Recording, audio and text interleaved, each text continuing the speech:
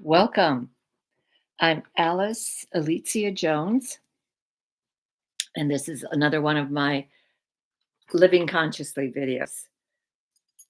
Today's topic is about totem animals and power animals. This has not been something I have discussed, but since I live on a half acre in a community that has 532 homes, set on 532 acres. So they're, even though my own lot is only half an acre, the average is an acre per house if you count in all the common grounds. Plus, we're right next door to Burke Lake. And so there's biking trails, there's a little railroad that goes around the lake, and fishing. And so we do get a lot of animals around. The Most of the information I'm going to share with you comes from a book called Animal Speak by Ted Andrews, who has since passed away. But the reason that I liked his information is that because he used Native American wisdom and he was always in tune with the earth. He always was in tune with the natural kingdom, with Mother Nature, with everything. In terms of your totem animal, my understanding, and this is a little different than what Ted Andrews speaks about, but this came in from my own guides that a totem animal is an animal that you were born with, and that's the animal that will stay with you your entire life. And if it stays with you, you can draw on its power. Ted Andrews calls it energy medicine. And I really like that term because medicine, we think of medicine as something that's going to help you feel better because you're under the weather. But in this case, the way I use the word medicine when I have energy medicine in relation to animals is that it is a energy of the animal, that particular animal that you were born with. Sometimes another person can tell you who your totem animal is, but it's best to get that information yourself. And the way that I can, I'll just give you three things that will help you identify it for yourself. If you were going to be an animal, what would you want that to be? It's the same for if you were going to be a tree, what would you want that to be? If you were going to be a flower, what would you want that to be? And so think about yourself as to what animal you would like to be. And just see if there is an animal that comes to your mind. In my case, I can't remember when I first did this. Could have been sixth grade. I'm not sure, but I immediately thought of eagle. Uh, Again, their eagles like to steal somebody else's food. Uh, so, but they have extremely sharp vision and they can pinpoint an object that they want to hunt from 2,000 feet up in the air. So it's just incredible that the eagle is the symbol of the United States, and I'm And I absolutely chose that as my totem animal. Power animals are different. Power animals come in for you as you need them to accomplish whatever it is that you're trying to accomplish. No matter what the situation is, a power animal will be there for you. No matter how desperate you feel about something, you can call on the energy of a power animal that matches what it is that you need to accomplish the task. I I know I have witnessed my daughter who lives in New York in Brooklyn. Every single time she comes to Virginia, it doesn't matter when it is. It can be any one of the seasons, doesn't isn't particular to any given season. She will see a hawk. She always sees a hawk, and I absolutely know that that is her totem animal because it's absolutely uncanny. There was one time where we had a group of mother fox and a group of kits, five of them, under our deck. And we would see them. She would bring them out kind of about noonish when the sun was pretty high in the air, and they would frolic like little puppies. And it was just the sweetest thing in the world. And only once did I witness the father come to the thing. The mother would always kind of lay low in the bushes where she could keep an eye on her kits, but the father just kind of came in, looked around, pranced a little bit, and then didn't stay very long. Left, but the mother was very vigilant about hers. That was the only time. My personal experience with fox, when they show up, first of all, they're shapeshifters. They are part of the fairy kingdom that knows how to become, well, I think all the fairies know how to do this, but they, as an animal specifically, know how to become a part of something else that's needed. So that that was an exciting time. One time we had a groundhog living under our deck. I'm sorry, not a groundhog, a woodchuck living under our deck. And she had a baby, but I think that happened 2 or 3 years in a row. And then we never saw any evidence of them again. Deer, we have plenty. I know for me, every time I love to see them in the wild. I can't stand to see them in my yard because they're always chewing my flowers, especially the daylilies, which they especially prize. That's their gourmet lunch. And so I'm not thrilled with that at all.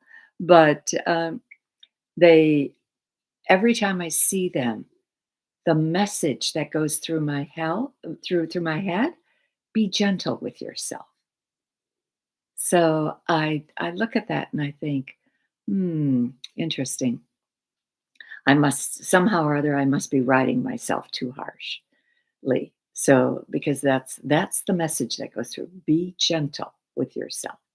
I know that's not the typical message that's in Ted Andrews' book, but that's the message my guides give me. And that's what I'm going to pass on to you. Uh, Butterflies galore. We and bees. Butterflies, symbol of transformation. They all have a message. infrequently, very infrequently, have I seen a snake, which is also a messenger of transformation. And so I'm very grateful for that. Uh, but again, you have to remember they each bring a message to you. Beetles, certain beetles will shed their shell, and occasionally I'll find a shell of a beetle, and it might be emerald green. It might glisten in the sun. Absolutely amazing. And again, transformation. Dragonflies, transformation. I can remember, uh, the more I think about it, the more I'm not sure exactly what I saw. It actually looked like a dragonfly, but it was way too big. It was the size of a fist, and it nobody else seemed to notice it. And I just kept staring at it. We were at a Celtic festival in, I guess, around Leesburg. So, and there was this, it, it acted more like a drone, and and it sounded like a drone because it had a hum, or at least what I thought was a hum uh, to it. And I couldn't get over watching it. I never asked anybody around me, "Do you see that?" But I could tell from nobody was watching it. Nobody paid the slightest bit of attention to it, and yet I couldn't take my eyes off of it. So, not like I said, not exactly sure what I saw. Felt more mechanical than it did um, fairy-like or animal-like because, like I said, it was like a dragonfly, but it was very, very large, the size of a fist, and multicolored, the way dragonflies usually reflect greens and yellows and uh, blues and reds and purples. So just very, very interesting, very intriguing. Um, what else was I going to share? Oh gosh, I know that there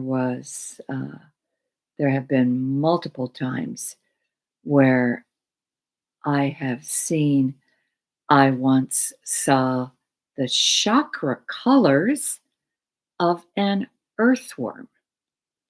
And as I'm going by, I stopped, backed up, went forward, backed up again, and looked and recognized that no, this wasn't an oil slick that I was looking at.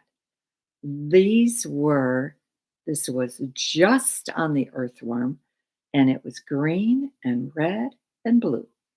And so I realized, oh, okay, that's the chakra colors of an earthworm. The irony is, I don't know where all the earthworms have gone. When we first moved here, we, if it rained, there was a gazillion of them on the driveway. Now, when it rains, I don't even see one, even when I'm spading in the garden. Rarely do I run into an earthworm. So, not exactly sure where, what is happening with the earthworms. But I do know that when we did have them, they do irrigate the earth. And I do know that ev- all the methods of tilling the earth are changing. And so there is a method out there right now called the lasagna method. And this is when weeding, don't discard the weeds, just pile them one on top of another and let them rot, let them vegetate in the garden, which I've done. I'm just as happy not to have to discard them. Um, so the let's see,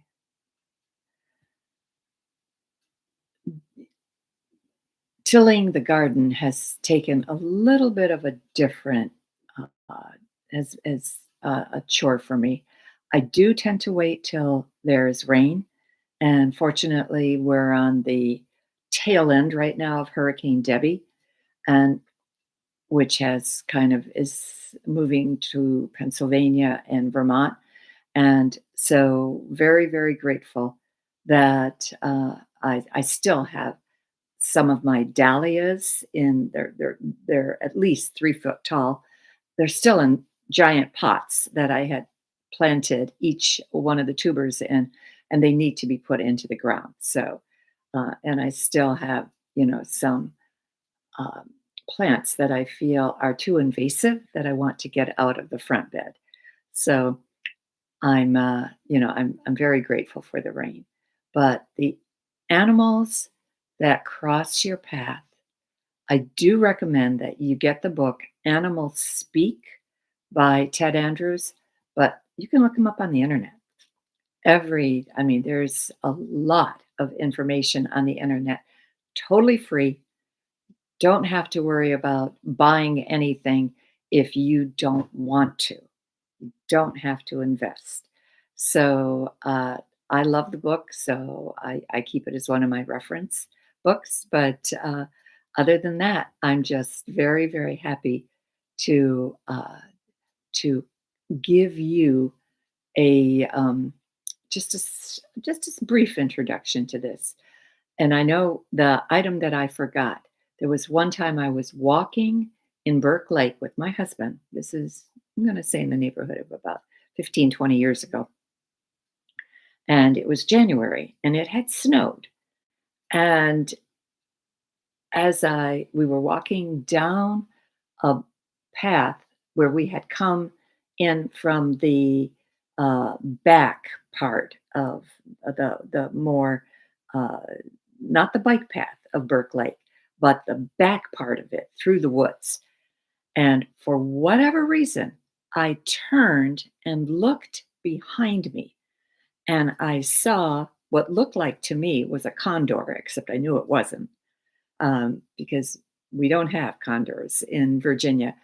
But it had its wings outstretched, so I presume it was a turkey buzzard, because I think that's what one of my friends said. "Oh, that's a buzzard." And I'm thinking, "Oh, I prefer my condor to your buzzard." But, anyway, it was magnificent, and it looked just like the bird at the top of an Indian totem and everything, and it was drying its wings. So, because apparently the sun had just gotten strong enough for it to do that. So, I really I felt very, very privileged to see that particular site. One of the other things that we have out back is a hummingbird feeder. Um, it's incredible how many hummingbirds we will have, but they usually come in one at a time. If two show up, most of the time they fight. There's a territorial dispute, and they will dive bomb each other. And so, but one of the times that I was teaching a class, one of the gals who was sitting at the farthest point in the living room, and the living room was 15 feet long, outside to my central island, which is another at least 30 feet. She goes, "You have the most beautiful hummingbirds going into that tree." And I'm thinking, I never once in my life saw a hummingbird uh, outside of the hummingbird feeder, which is on the back porch, never in the front. So that was exciting, um, to know that if I just sit outside quietly, again, a symbol of transformation, also a symbol of achieving the impossible. Because what a hummingbird can do, hover like a helicopter, fly backwards, fly forwards. Uh, it's so if there's an impossible task in your life, hummingbird is a great totem. Just wanted to share one last thing with you. When I was sitting once, just very quietly on the front stoop, just enjoying the morning sunshine, all of a sudden I noticed a very large praying mantis. a very, very large one.